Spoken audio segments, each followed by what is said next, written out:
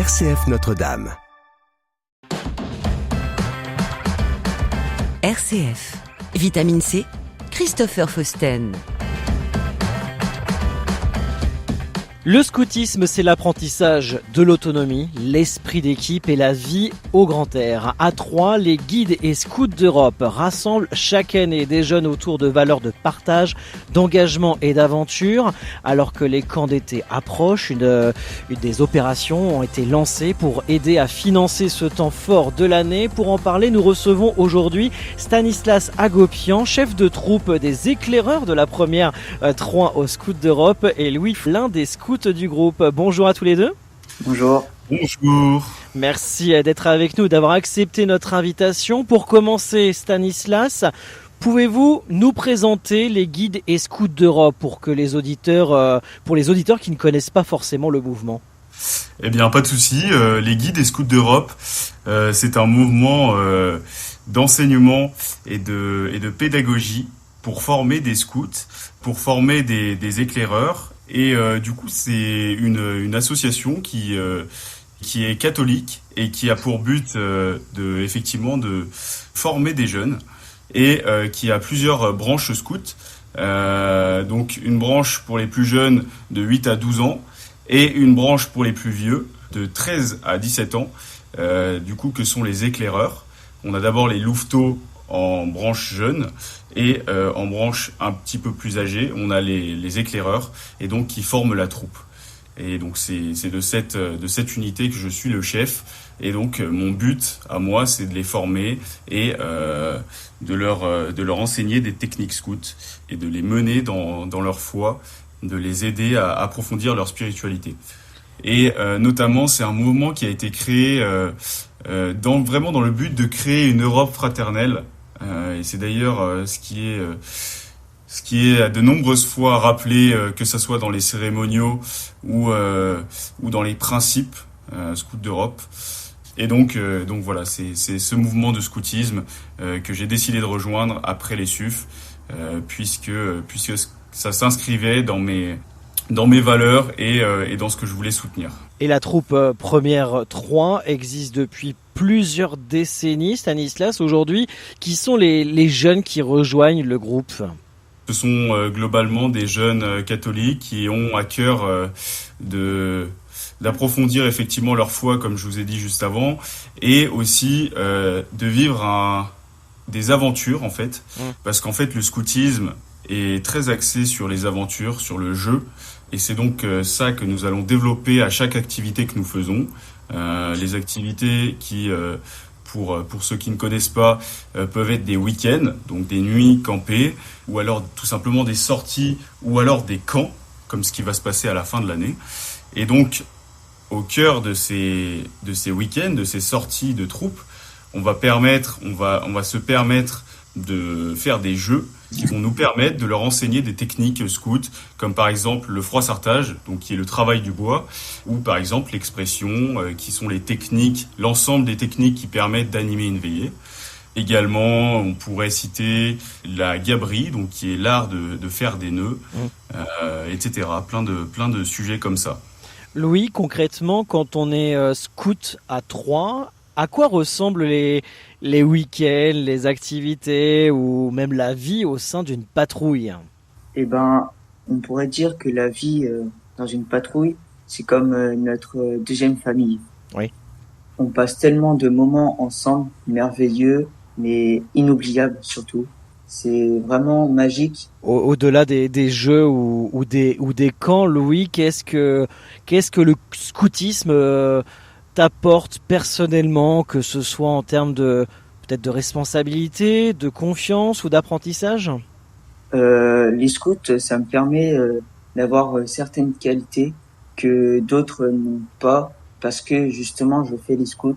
Ça nous apprend surtout la discipline, la solidarité, l'entraide aussi. Ouais, la solidarité et l'entraide, c'est vraiment 2 points très très forts quand on est au sein d'un groupe scout notamment. Alors l'été approche et les camps représentent, on sait, un moment fort pour les scouts. Stanislas, pourquoi ces camps sont-ils si importants dans l'année? En fait, ce qu'il faut comprendre, c'est que le camp, c'est vraiment l'apogée de l'année. C'est vraiment le moment où on va mettre en application chacune, une par une, toutes les techniques qui ont été apprises au fur et à mesure de l'année. Et donc, c'est aussi un moment où on va mettre en compétition plus forte que jamais toutes les patrouilles qu'on a dans notre troupe, les patrouilles qui sont du coup l'élément de base du scoutisme. Donc c'est une équipe de 6-7 scouts. Et donc, je reviens à mon propos, les patrouilles vont être plus que jamais en concurrence. Et leur but va être de gagner des flots qui vont du coup traiter des techniques qui ont été travaillées. Et ces flots donc, sont soumis à des critères particuliers qu'il faut remplir presque rigoureusement. Et donc la meilleure patrouille, ou alors celle qui aura le plus progressé, se verra attribuer ce flot dans le but de remporter le grand camp. Alors le camp, c'est aussi du coup un moment inoubliable généralement, parce que c'est de très beaux moments, notamment avec la promesse. Je pense aussi aux Olympiades, qui sont des moments de cohésion de patrouille et de concurrence qui sont magnifiques. Le grand jeu aussi avec des prises de fortin, des activités assez mythiques. Et tout ça, ça permet de laisser des souvenirs inoubliables dans la tête des scouts. Stanislas Hagopian, chef de troupe, chef des éclaireurs de la première 3 aux Scouts d'Europe, avec nous aujourd'hui sur RCF, accompagné de Louis, l'un des scouts de ce groupe local. Alors, on vient de présenter un petit peu l'importance d'avoir ce moment fort, à savoir les camps. J'en parle, pourquoi ? Parce que vous avez mis en place plusieurs opérations pour aider à financer les frais de camp. Avant de parler des besoins aujourd'hui et à quoi ça va servir concrètement, quelles sont les opérations que vous menez au quotidien justement pour financer ces camps ? Souvent, on fait des ventes de gâteaux. D'accord. Qui nous permettent de rapporter de l'argent. On les fait souvent à la sortie de l'église ou d'une messe. On propose aussi des services pour gagner aussi de l'argent, mais surtout pour aider les gens. C'est ça la priorité. Donc plusieurs opérations, Stanislas, qui vont servir clairement à organiser un camp prochainement ? Exactement. Alors tous ces fonds qui vont être récoltés vont servir à deux choses. Donc notamment à permettre aux patrouilles de récupérer, repréparer leur malle, Ça consiste en racheter du matériel, éventuellement réacheter des malles, des tentes si jamais elles sont trop abîmées. Mais également, cet argent pourra aussi servir à financer le camp, qui est assez onéreux cette année, puisque nous nous déplaçons jusqu'en Auvergne pour aller faire le grand jeu national à Randol, une grande apogée de l'année, si je puis dire, puisque toutes les troupes de France, toutes les meilleures troupes de France vont se retrouver là-bas pour s'affronter. Louis, si un jeune ou une famille nous écoute et hésite à rejoindre les scouts d'Europe, notamment du côté de Troyes, puisqu'on s'intéresse aujourd'hui à la troupe première 3. Qu'est-ce que tu aurais envie de leur dire aujourd'hui ? Ce que j'aimerais leur dire, c'est de ne pas hésiter à essayer les scouts. Mais si vous êtes trop jeune, essayez les louveteaux, c'est merveilleux là-bas. Mais si vous êtes entre 12 et 17 ans, essayez les scouts. Rien qu'une journée ou un week-end, c'est merveilleux. On passe des moments inoubliables. En tout cas, Stanislas, il nous vend bien le groupe, on peut le dire.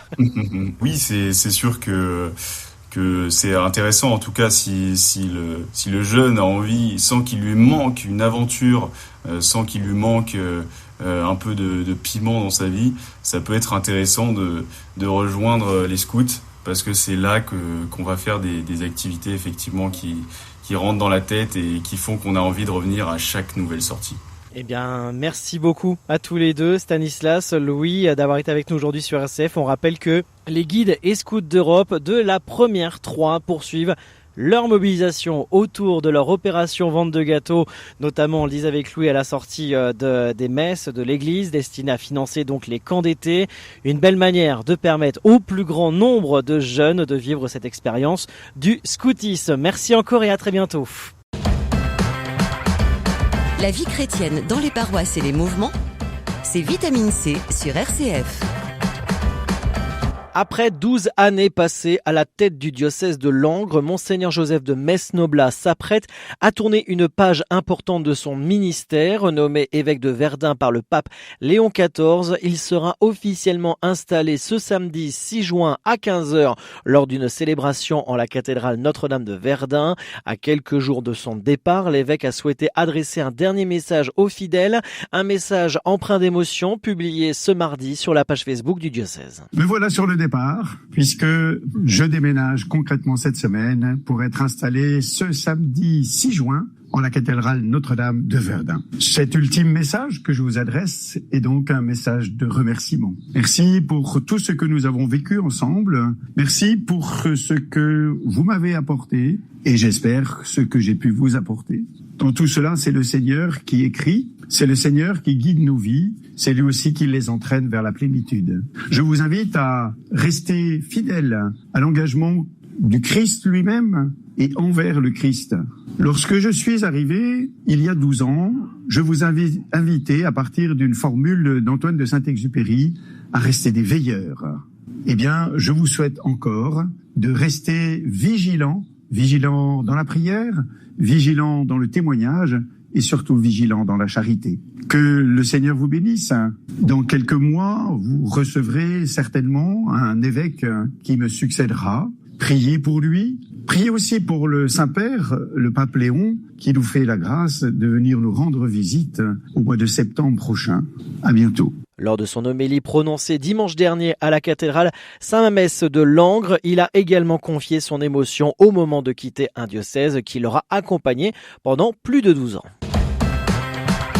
Vitamine C, RCF.